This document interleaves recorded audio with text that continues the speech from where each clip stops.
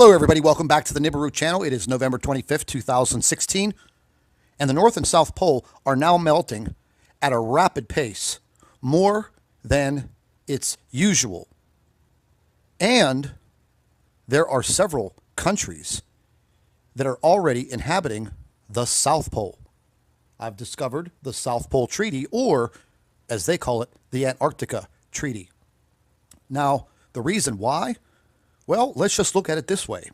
There's a very large landmass under the South Pole, meaning when all of that ice melts, there will be an entire country or multiple countries. Now, the same does not apply for the North Pole, and you will clearly see that later on in this video. They are already inhabiting the South Pole, and new life is now forming on the South Pole region. Watch this video based on the South Pole first, then you will see the video pertaining to the North Pole.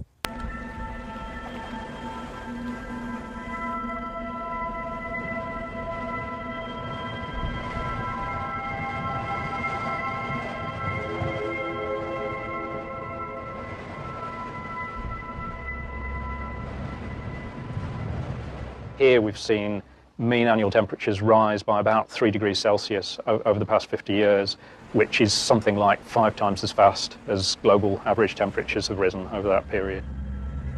As a result, huge chunks of ice are breaking off the continent.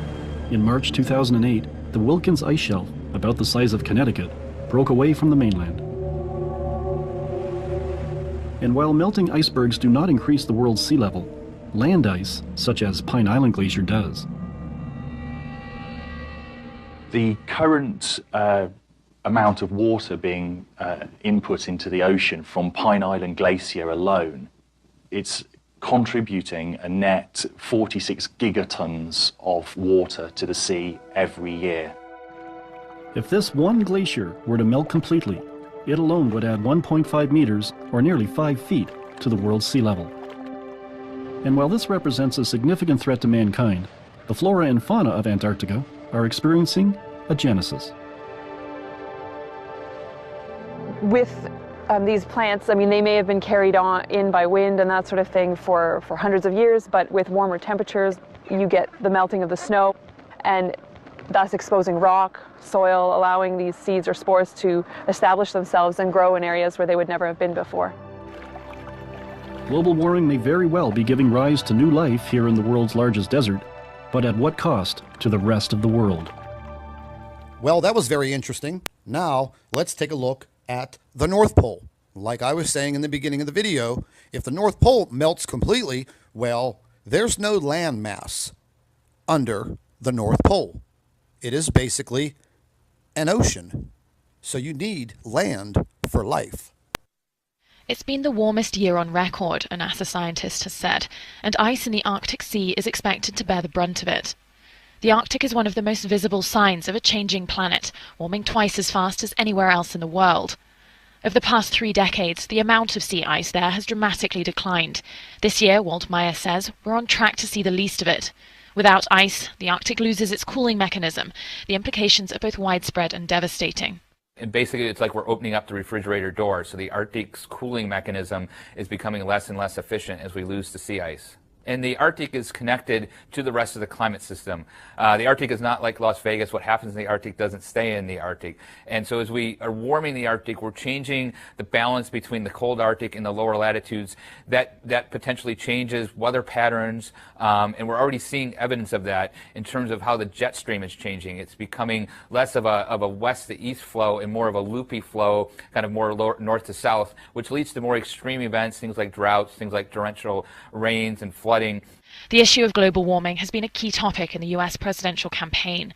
Democratic nominee Hillary Clinton sees it as an immediate concern, but Republican rival Donald Trump dismisses it as only minor. So let's just go over this again. I believe the elite have known for a very long time what is about to happen. So therefore, they know that there is a very large landmass under the South Pole, and it will melt rapidly and has been heating up internally for quite some time. There is no landmass in the North Pole. So basically, that will turn to an ocean like it used to be, and we will have increased ocean levels. With a crustal pole shift, naturally, there will be increased flooding across the entire world. So large portions of landmass will be lost. However, the elite, they know this all too well, so therefore they have already planned out their civilizations in the South Pole region. And it's a fact, folks. Just do a little investigation, do a little research, and you will clearly see this. The North Pole and the South Pole are now melting at a very, very rapid pace. And the South Pole is being heated internally. And I do believe in a very short amount of time, you will see the South Pole region becoming a multinational country. And with that said, I'd like to thank all of our Nibiru watchers. You guys do a fantastic job. Would also like to thank you for your loyal subscribership. You can continue to email your photographs and your video to NibiruPlanetX2016@gmail.com. And don't forget to share our videos with your friends and family members on Facebook. And subscribe to the Nibiru channel for all of our current updates. And like I always say, keep an eye in the sky.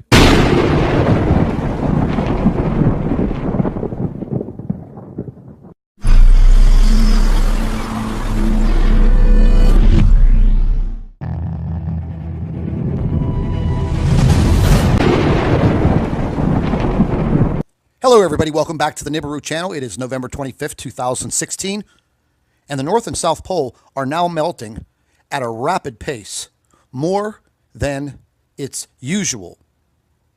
And there are several countries that are already inhabiting the South Pole.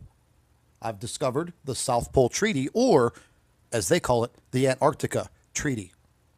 Now, the reason why? Well, let's just look at it this way. There's a very large landmass under the South Pole, meaning when all of that ice melts, there will be an entire country or multiple countries